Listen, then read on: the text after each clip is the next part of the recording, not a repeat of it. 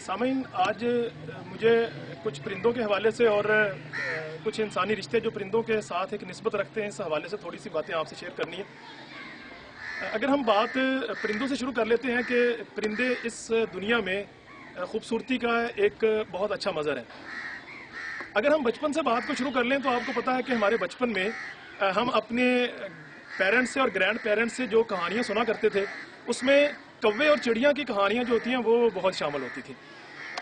और हम बड़ी फरमाइशें डालकर मज़े से कहानियाँ रिपीट करवाया करते थे और समटाइम हम नई कहानी की फरमाइश किया करते थे कि नानी अम्मा एक कहानी और सुनाए ना।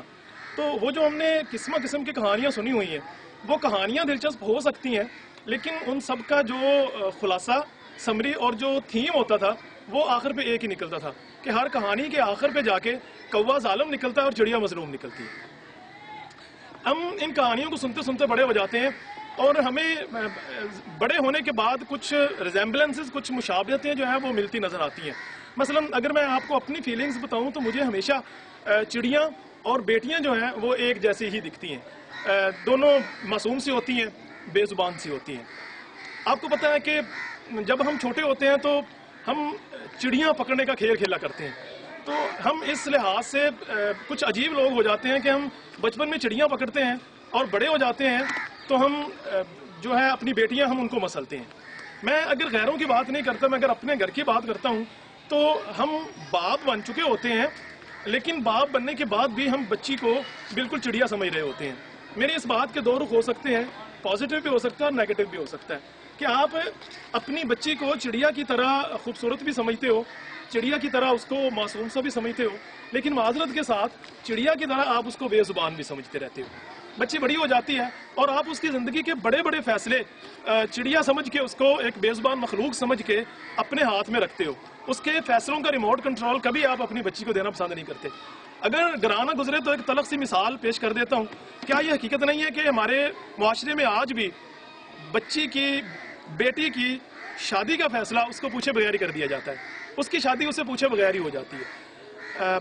बहुत से पेरेंट्स मुझसे डिसएग्री कर सकते हैं कि उनसे पूछा जाता है, सर मैं जानता हूं कि उनसे कब पूछते हैं आप उस बच्ची से उस वक्त पूछते हैं जब दूल्हा बारात लेके आपके दरवाजे पे आया होता है और तब निकाह खां के साथ रजिस्टर उठाए आप बेटी के कमरे के दरवाजे पे पहुंचते हो और वहां जाके आप ऊंची आवाज़ से एक सदा दे देते हो। आप पूछ लेते हो कि बेटा मैं तेरा निकाह फलां बिन फलां के साथ कर रहा हूँ, क्या तुझे कबूल है? अब क्या कहे बेटी आपसे कि नहीं कबूल है मुझे।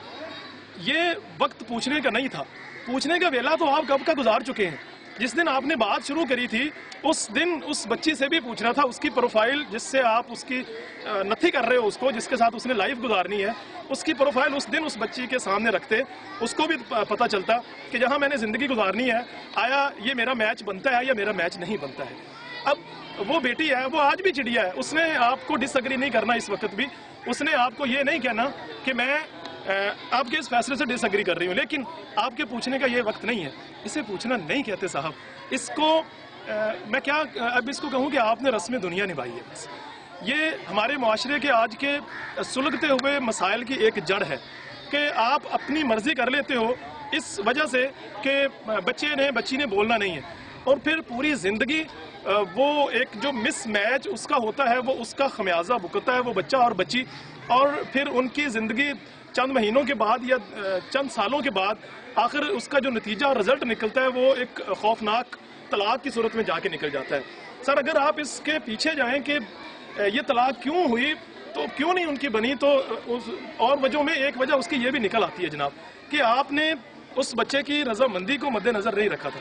ये मेरा दर्द दिल है, मेरी गुजारिश है तमाम ही वालिदैन से कि आप खुदारा जब अपने बच्चे की ज़िंदगी का फैसला कर रहे हैं, उसकी ज़िंदगी का सबसे बड़ा फैसला कर रहे हैं, तो उसको ज़रूर उसमें शामिल कर लें। आप इस्लामी तारीख को पढ़ के देख लें।